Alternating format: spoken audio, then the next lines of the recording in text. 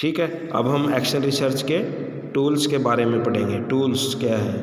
क्रियात्मक अनुसंधान के अंदर जब हम कार्य करते हैं तो व्यक्ति सबसे पहले अपने कार्य क्षेत्र के वातावरण की गतिविधियों की प्रकृति, उनका स्तर आदि की जानकारी प्राप्त करते हैं, चिंतन मनन करते हैं, किन किन क्षेत्रों में सुधार की आवश्यकता है, किन किन क्षेत्रों में प्रयोग किए जा सकते हैं, किन किन क्षेत्रों में हम सुधार लाके अपने कार्य को सफल बना सकते हैं। तो ये योजना बनाई जाती है और इन योजनाओं को बनाने के लिए जिन जिन साधनों का प्रयोग करते हैं वो हमारे क्या कहलाते हैं? टूल्स कहलाते हैं। ठीक है, हमारे टूल्स क्रियात्मक अनुसंधान में क्या होते हैं? जैसे निरीक्षण, किसी चीज़ को ऑब्जर्व करना, ऑब्जर्वेशन। ठीक है, ऑब्जर्वेशन। दूसरा आ जाता है हमारा प्रश्नावली। क्या आ जाता है? प्रश्नावली, क्वेश्चनेयर।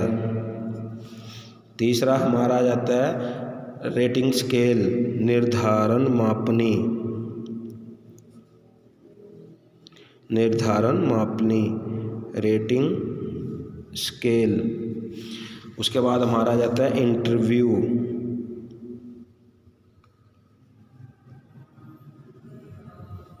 साक्षात्कार, इंटरव्यू।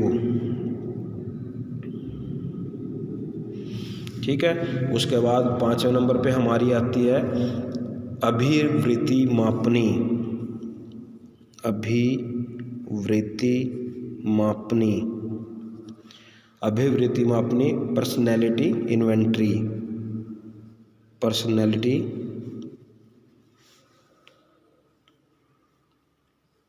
इन्वेंट्री। ठीक है स्टूडेंट, उसके बाद आती है अभिवृत्ति मापनी, अभिवृत्ति मापनी, जिसको इंग्लिश में हम बोल सकते हैं एटीट्यूड स्केल, एटीट्यूड स्केल। उसके बाद में हमारे आती है जो हमारा नया टूल है रुचि प्रश्नावली, रुचि प्रश्नावली, इंटरेस्ट इन्वेंट्री, इंटरेस्ट इन्वेंट्री। उसके बाद आ जाता है हमारा अभिरुचि परीक्षण, अभिरुचि परीक्षण, एप्टीट्यूड टेस्ट,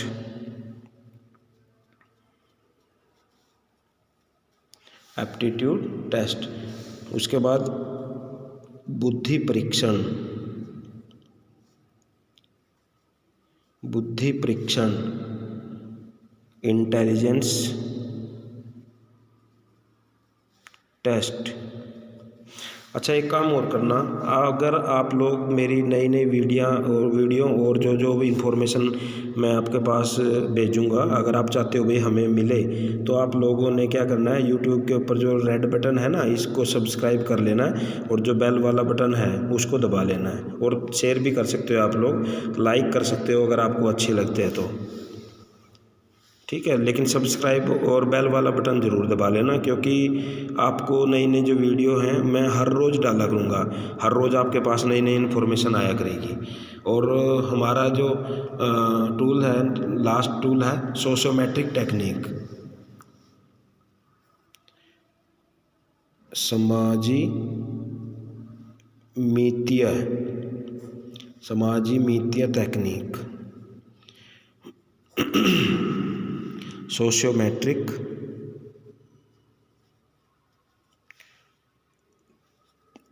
टेक्निक।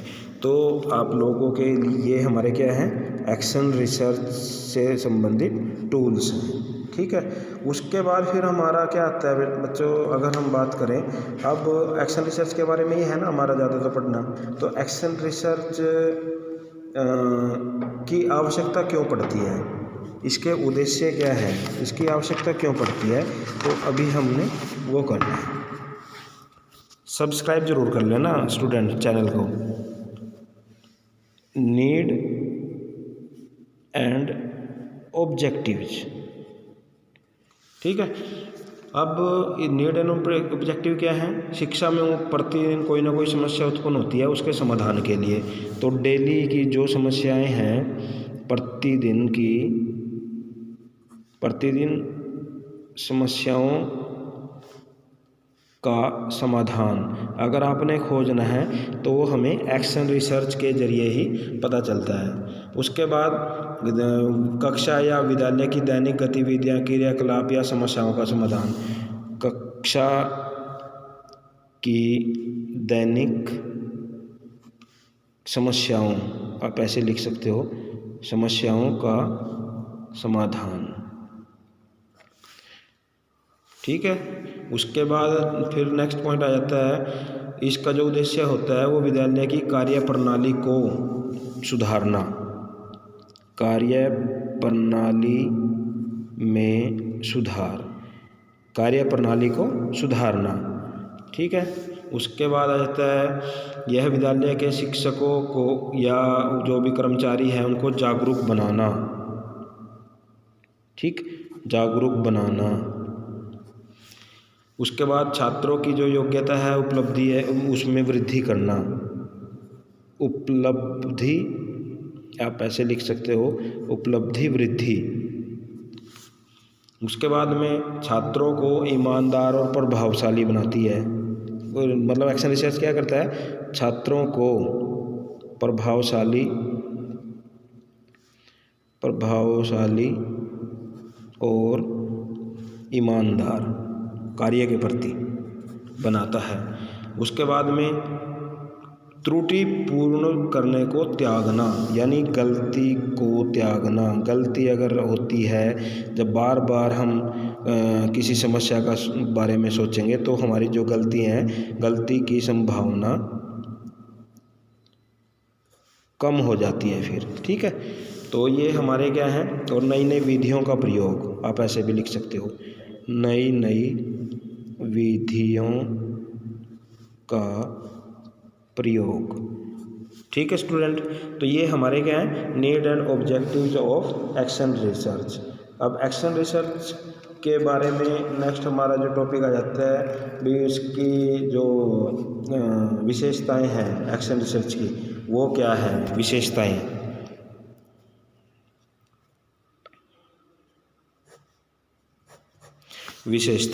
तो इसमें हम पहला पॉइंट रख सकते हैं भाई, जो भी हमारी व्यूह रचना होती है, जो भी हम कार्य करते हैं, उसमें अधिकतर जो तत्कालिक समस्याएं होती है उनको हल करने का प्रयोग, तो समस्याओं का हल निकल जाता है। ठीक है, उसके बाद में जो एक्शन रिसर्च है ये क्या है? लचीली है।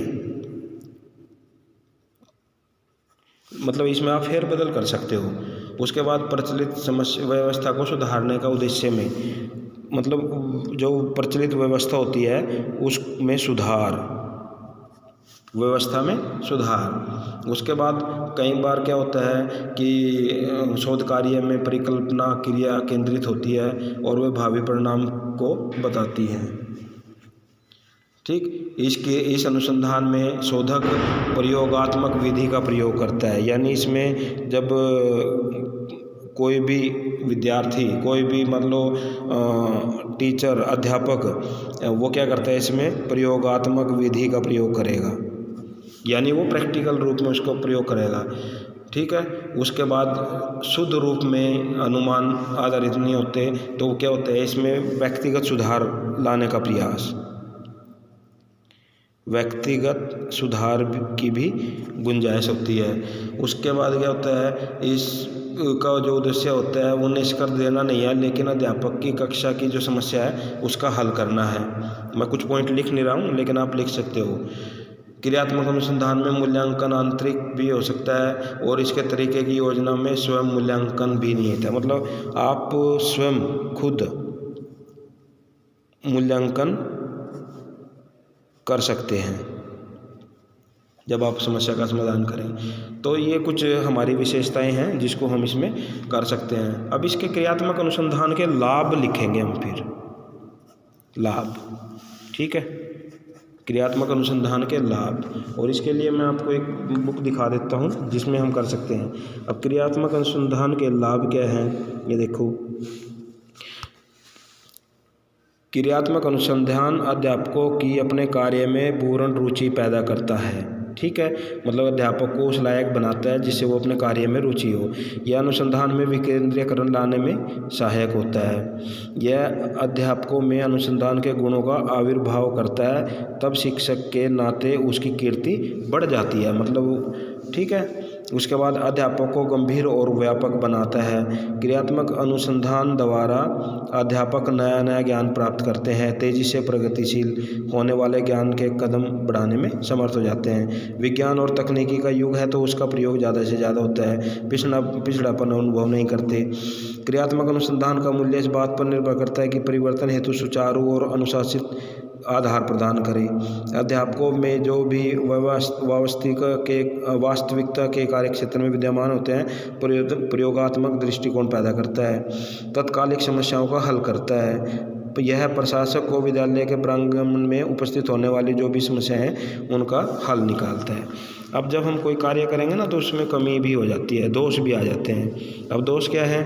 प्राय क्रियात्मक शोध अध्यापकों या पर्यवेक्षक या जो भी प्रशासक है उसके द्वारा किया जाएगा और उसमें नवीनता प्रवीणता हासिल नहीं होती, इसलिए उसमें कमी रह जाती है। कभी कभी शोध होता है, तकनीकी ज्ञान के अभाव के कारण मूल समस्या से भटक जाते हैं। शोधक प्रयोजकों के प्रत्यक्ष संपर्क में रहते हैं और पूर्वाग्रह रख सकते हैं। साक्षात्कार लेने के दौरान मतलब वो उनका फेवर कर सकते हैं, ऐसा बोल सकते हो आप।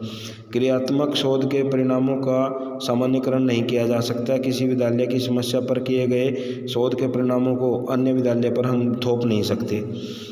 प्राय अध्यापक अपने अध्यापन कार्य या शासन पर या द्वारा आवंटित अन्य कार्य जैसे जनगणना है, पशु गणना है, चुनाव है, राशन कार्ड है बनाना है, इसमें व्यस्त रहते हैं, तो वो शोध में रुचि पूर्वक मतलब काम नहीं कर पाते। तो यह है इसकी क्रियात्मक अनुसंधान की दोष हो सकते हैं। उसके बाद अब समस्या मैं एक बार ये बात और डिस्कस कर देता हूँ कि भाई हमारे सामने क्या क्या समस्या आ सकती है। जैसे बालकों में समस्या, कक्षा के अंदर देरी से आने की समस्या। आप कोई भी टॉपिक उठा सकते हो, कोई भी पॉइंट उठा सकते हो और उससे संबंधित आंकड़े इकट्ठे करने होते हैं। जैसे कक्षा में देर आने की समस्या है, भाई घर में कोई प्रॉब्लम तो नहीं है, माँ बाप काम पे तो नहीं जाते हैं, घर में छोटे बच्चों को तो नहीं रखना होता है, पता नहीं और क्या क्या मतलब उसमें आ सकती हैं। छोटी छोटी वस्तुएँ चुराना, मान लो बच्चा छोटी छोटी वस्तुएँ चुराता है। अकारण शोर मचाने की समस्या है। अंग्रेजी गणित में रुचि न लेने की समस्या है। कक्षा से रफू चक्कर होने की समस्या है। विद्यालयों को वस्तुओं को तोड़ने की समस्या है। पाठ पर एकाग्रचित न हो, गृह कार्य समय पर ना करें, शिक्षक शिक्षार्थी के संबंध में समस्याएं। तो ये हमारे विद्यार्थी से संबंधित समस्याएं हो सकती हैं। उसके बाद शिक्षक से संबंधित भी हो सकती हैं।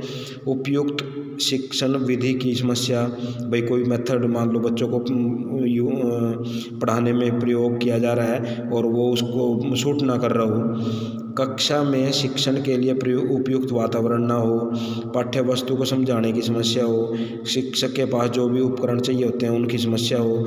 शुद्ध उच्चारण की समस्या हो। लेखन कार्य की समस्या, वाचन की समस्या, वर्तनी की समस्या। तो ये कुछ हमारी समस्याएं होती हैं जो हम क्लासरूम के अंदर फेस कर सकते हैं। तो इनके टॉपिक को लेके हम रिएक्शन रिसर्च की जो भी हमारी फाइल है उसको बनाएंगे। ठीक है, तो इससे रिलेटेड कल भी मैं आपको इन्फॉर्मेशन भेजूंगा, तो आप मेरे चैनल को सब्सक्राइब कर लेना और जो बेल का बटन है ना उसको ज़रूर दबा लेना। ठीक है स्टूडेंट, ओके, थैंक यू।